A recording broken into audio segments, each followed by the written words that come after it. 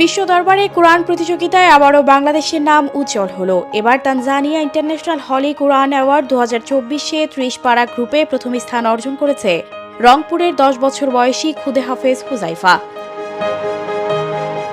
12 বছরের নিচে বাচ্চাদের পূর্ণ 30 পারা গ্রুপে প্রথম স্থান লাভের গৌরব অর্জন করেছে এই হাফেজ। কারি নাজমুল হাসান পরিচালিত রাজধানীর যাত্রাবাড়িতে অবস্থিত তাহফিজুল কোরআন ওয়াস সুন্নাহ মাদ্রাসার ছাত্র হুজাইফা। শিক্ষক হাফেজ কারি নাজমুল হাসান জানান, প্রতিযোগিতায় হুজাইফার তেলাওয়াত শুনে সবাই মুগ্ধ। তেলাওয়াত এত শ্রুতিমধুর ছিল, যেখানে প্রতিযোগিতা হচ্ছিল ওই হলরুমের সবাই তাকবীর ধ্বনি দিয়ে মুখরিত করে রেখেছিল পুরো পরিবেশ। তানজানিয়ায় অনুষ্ঠিত এবারের প্রতিযোগিতাটি বিভক্ত ছিল দুটি গ্রুপে। প্রথম গ্রুপে প্রথম স্থান অর্জনকারী বাংলাদেশের পর দ্বিতীয় ও তৃতীয় স্থান অর্জন করেছে যথাক্রমে ইন্দোনেশিয়া ও ইয়েমেন। আর দ্বিতীয় গ্রুপটি আয়োজন করা হয়েছিল প্রাপ্তবয়স্ক হাফেজদের নিয়ে। এতে 30টির মতো দেশ অংশগ্রহণ করে।